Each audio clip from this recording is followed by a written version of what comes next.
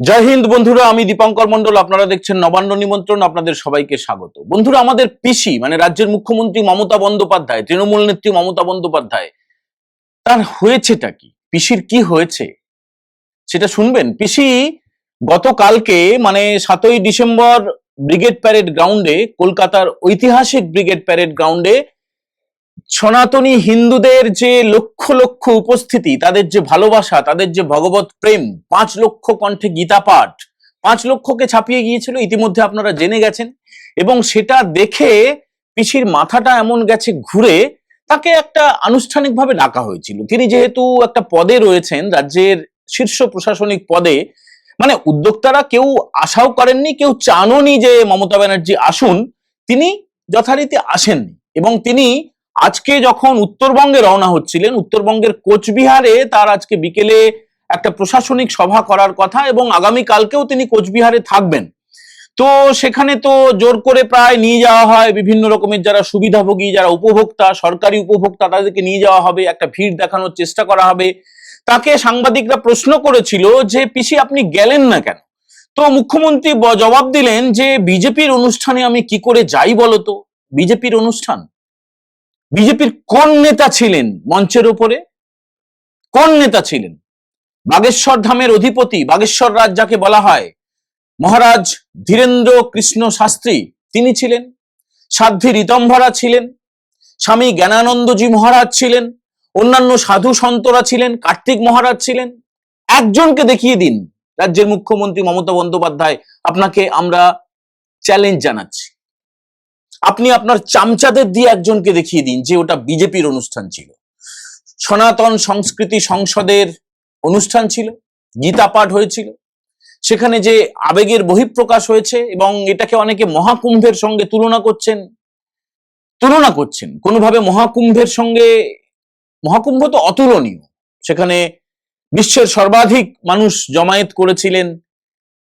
তো 45 দিন ধরে চলেছিল, এখানে একদিনের কয়েক ঘন্টার একটা কর্মসূচি ছিল। গোটা বিশ্ব অবাক হয়ে দেখেছে যে কলকাতা শহরে এত মানুষ শঙ্খধ্বনি করছে, উলুধ্বনি করছেন, ঘণ্টার ধ্বনি হচ্ছে, আরতি হচ্ছে, গীতা পাঠ হচ্ছে, সংস্কৃতে বেদের মন্ত্র উচ্চারণ করা হচ্ছে। তো এইসব দেখে পিসির কিছুটা আফসোস হয়েছে, যদিও কেউ চাননি, যারা উদ্যোক্তা ডেকেছিলেন তারাও চাননি, আর পিসি লজ্জায় হয়তো যেতে পারেননি, কারণ তার যা কীর্তি, তিনি মহাকুম্ভকে মৃত্যুকুম্ভ বলেছেন, হিজাবের মতো করে কাপড় পরেন, তিনি ঈদের অনুষ্ঠানে যান রেড রোডে, কিন্তু এখানে তিনি সম্ভবত লজ্জায় যেতে পারেননি। তিনি বলে দিলেন যে বিজেপির অনুষ্ঠান।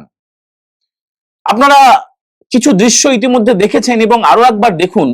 বিজেপির কোন কোন নেতা ছিলেন, আমরা রাজ্যের বিরোধী দলনেতা শুভেন্দু অধিকারীর ছবি একটু দেখাচ্ছি। তিনি একদম মাটিতে, মানে আমরা যেভাবে মাটিতে বসেছিলাম, মাটিতে বসে গীতা পাঠ করেছি, একইভাবে রাজ্যের বিরোধী দলনেতা শুভেন্দু অধিকারী সহ বিজেপির যারা যারা গিয়েছিলেন, বেশিরভাগ নেতা নেত্রী তারা মাটিতে বসেছিলেন। কেউ কেউ চেয়ারে বসেছিলেন, কিন্তু কেউ মঞ্চে ওঠেননি। রাজ্যের বিরোধী দলনেতা শুভেন্দু অধিকারী আজকে একটা সাংবাদিক বৈঠক করেছেন। খানিকক্ষণ আগে সেই সাংবাদিক বৈঠক শেষ হয়েছে। কয়েকজনকে তিনি উত্তরীয় পরিয়ে দিয়েছেন বিজেপির রাজ্য হেডকোয়ার্টারে। সেখানে তিনি একটা বিস্ফোরক তথ্য ফাঁস করেছেন। রাজ্য সরকার, রাজ্যের মুখ্য সচিব মনোজ পন্থ জেলা শাসকদেরকে একটা বার্তা দিয়েছে।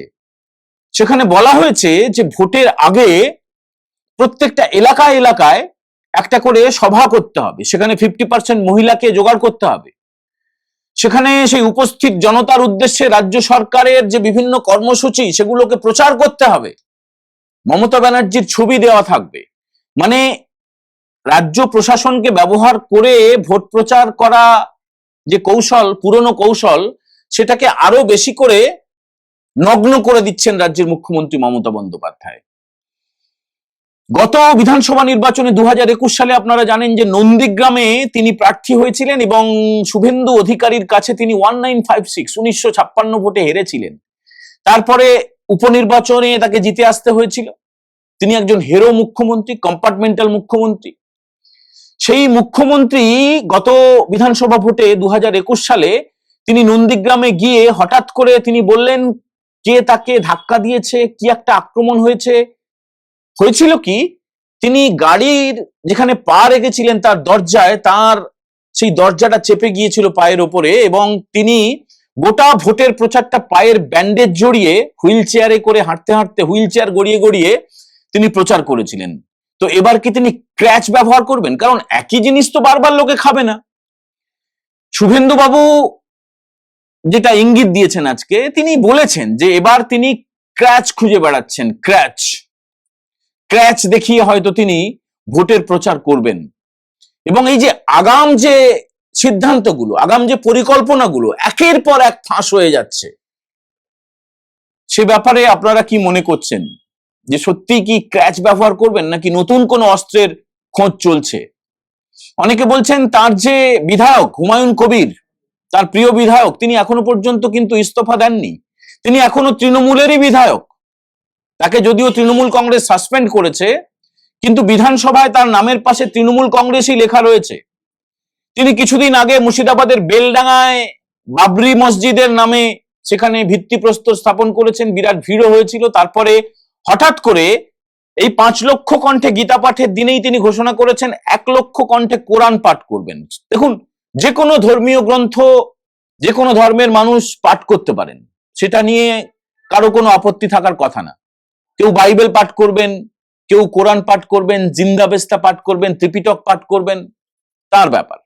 1 লক্ষ কণ্ঠে পাঠ করবেন নাকি 1 কোটি কণ্ঠে পাঠ করবেন, কিন্তু প্রশ্নটা হচ্ছে যে যেদিন সনাতন হিন্দুদের জমায়েত হলো, লক্ষ লক্ষ মানুষ উদ্বেল হয়ে ভাবাবেগে তারা গীতা পাঠ করলেন, সেই দিনই ঘোষণা করতে হলো। এবং তারপরে শোনা যাচ্ছে যে না, ওটা হবে না। হবে কি হবে না সেটা আমরা জানি না। যে কেউ যেখানে খুশি যতজন পারেন গীতা পাঠ করতে পারেন, বাইবেল পাঠ করতে পারেন, কোরআন পাঠ করতে পারেন, ত্রিপিটক পাঠ করতে পারেন, সেটা নিয়ে আমাদের কোনো আপত্তি নেই।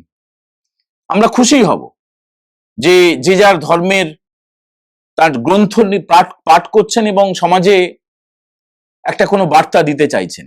কিন্তু এর মধ্যেও অনেকে আইপ্যাক নামক যে সংস্থাটি তৃণমূল কংগ্রেসকে সমর্থন করে, তাদের ছায়া দেখতে পাচ্ছেন।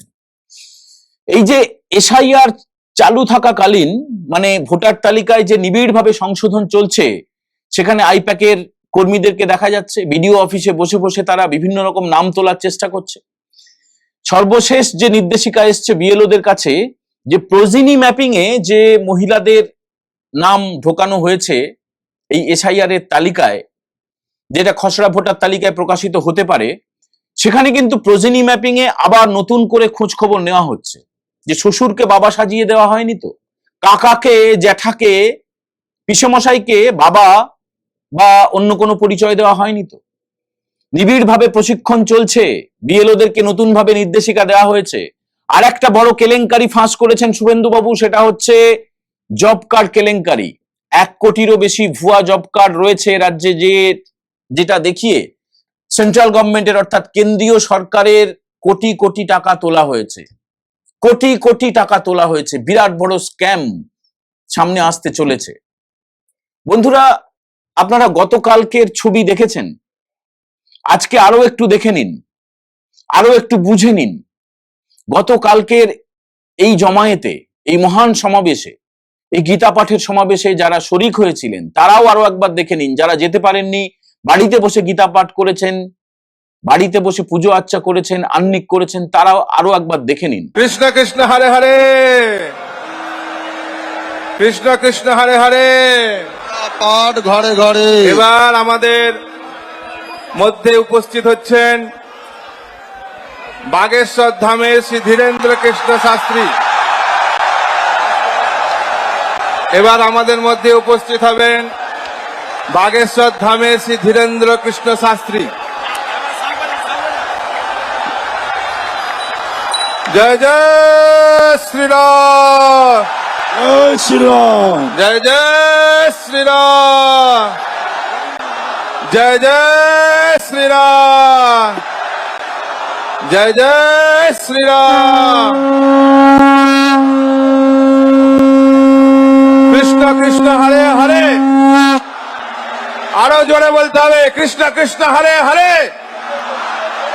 আরো জোরে কৃষ্ণ কৃষ্ণ হরে হরে।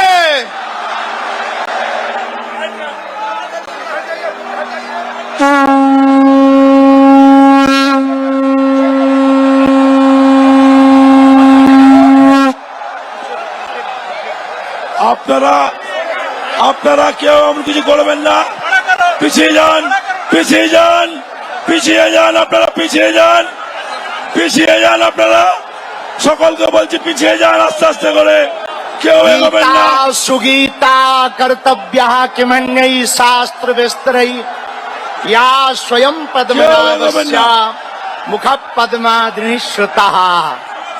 रामचंद्र भगवान की, बागेश्वर धाम की, गंगा मैया की, भारत भूमि की, আপনারা পিছিয়ে যান, सनातन हिंदू সকলকে বলছি আপনারা एकता পিছিয়ে যান, की, কেউ এগোবেন না, बंगाल কেউ के এগোবেন हमारे না। पागलों আপনারা की। পিছিয়ে যান, পিছিয়ে যান, কেমন আছো কলকাতা?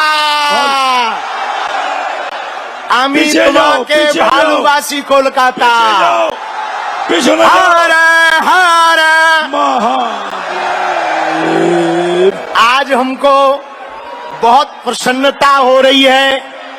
कलकत्ता के पत्ता पत्ता में सनातन का भगवा लहरा रहा है।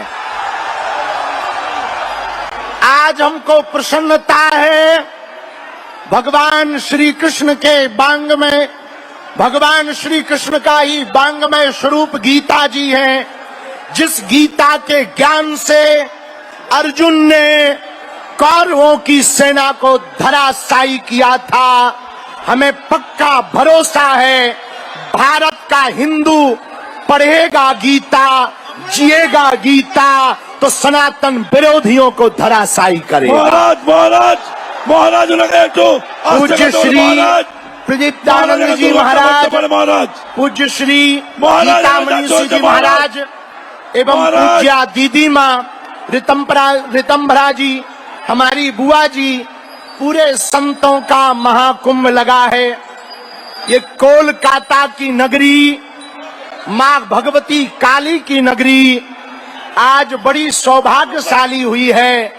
लाखों लोगों के साथ जब गीता पाठ का गूंज, गीता पाठ का श्लोक गुंजायमान हो रहा था, तब लग रहा था मानो हिंदू जग गया हो, दुंदुभी बज गई हो और शंखनाद हो गया हो। हारे हारे। ठीक हो,